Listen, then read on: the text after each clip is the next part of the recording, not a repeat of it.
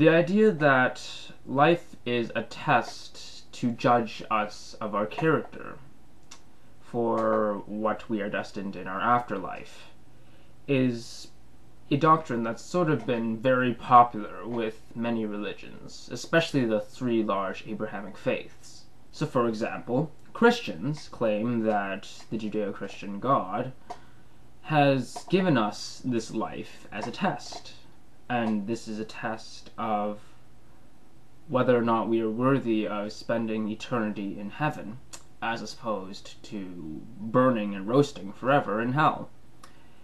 And who ultimately decides whether or not you pass or fail this test is, of course, God. Now, I realize that Grappling Ignorance already did a video on this, and I'm going to try and add a few points onto what he has already covered, because I think that while he was pretty thorough, there are a few other things I'd like to mention. Whenever Christians say that God has given us this life, this opportunity for us to succeed and eventually gain paradise in heaven, I'm often reminded of the same sort of logic that some parents use to discipline their kids. Like, we've provided for you, we have supported you through the years, you better do what we tell you to do. I did not ask to have my life given to me by my parents or by any god or gods of any sort. This life was foisted upon me, whether I like it or not. And while I definitely don't regret the life I lived, and I know and I understand that the life that I have is very privileged compared to other people, that does not mean I owe my parents anything for giving me this life, because I've never asked for it. And by extension, that also means that they don't have the right to do whatever they want with my life. Not only because I'm a sentient person, it's because that giving me life and supporting me through that life does not give them proper justification to have the rights to my life. And by that extension, that applies to any god or gods as well.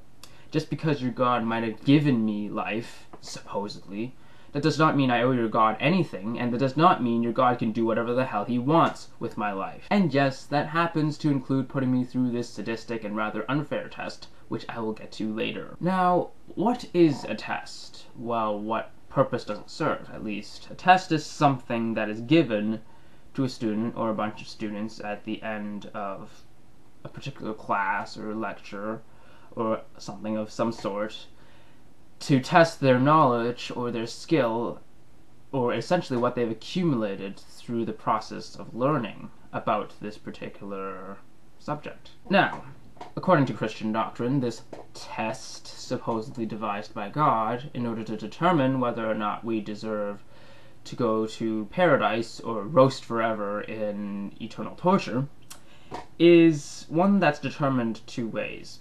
The first essential way is accepting of our sins against him through accepting the sacrifice of his son, Jesus Christ. And the second would be essentially following exactly what he teaches in his book. And when you think about both of these things that you need to fulfill in order to go to heaven, neither of them really tests any sort of understanding or knowledge or skill accumulated through the process in which we call life. In fact, both of these things are more indicative of follow the leader rather than actually learning.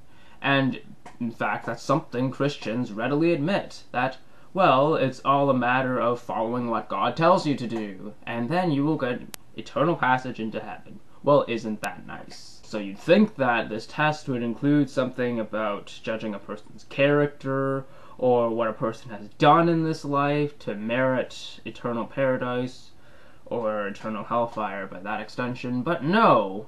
None of these things, apparently, according to God, matter, because only what does matter is that you accept that he exists and that you do everything he tells you to do. But you see, it gets worse than that, because this teacher, i.e. the Judeo-Christian God, and his textbook, i.e. the Bible, are one of many in the world and through history. and there's absolutely no objective way to determine which one is more credible or accurate than the other. And the worst part of it all is that these textbooks not only contradict each other, but often themselves at the same time. You're essentially left with an already fairly inaccurate textbook to study from that gives contradictory information, none of which is verified through any objective source, and there are multiple versions of this textbook that can and have added or deleted certain parts from the original text. So, now that we have all this information in front of us, we can now picture what this test would be like in a classroom scenario. In this test, you do not know who the teacher is. You are told of his or her existence. You are told that this teacher is very wise and very caring and wants all of his students to pass this test. You are told by multiple students in this classroom that they claim to know this teacher, that they've seen this teacher, that they have heard of his works. And yet, many of them give multiple conflicting views of what this teacher looks like, sounds like, and even talks like. You walk into this test unsure of exactly what you are supposed to study. Now, you are also told that this test is not one of personality, or skill, or knowledge, but rather a person's ability to believe what they are told to believe, and a person's ability to follow what they're told to do. For some people, this comes very naturally. For others, not so much. You are told that if you complete this test, you will be rewarded beyond your wildest dreams, and if you fail one or both parts of this test, then you will rot forever for the rest of your life, and supposedly for eternity. So the test begins, and you are told that each student has a limited time in figuring out exactly how to complete these two objectives. Now, the time that it takes to complete these two objectives can vary between student to student, and many students will run out of time before they actually even figure out how to complete this test properly. You are not told how much time you have. It could be a very short time, it could be a very long time. So thankfully, this test is open book. You can consult any of the students in the room, or you can read any of the textbooks in order to help you with your answers. However, as previously mentioned, the students have very conflicting views, often contradicting each other, of what is the right or wrong answer, and the textbooks aren't very much help either.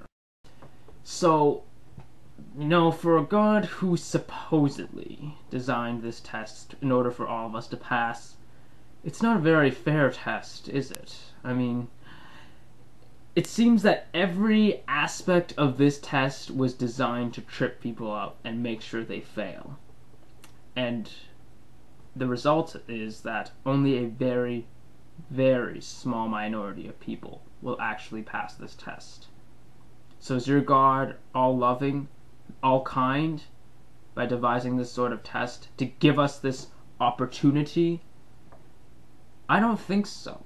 In fact, I think it's quite the opposite. May the truth always be heard.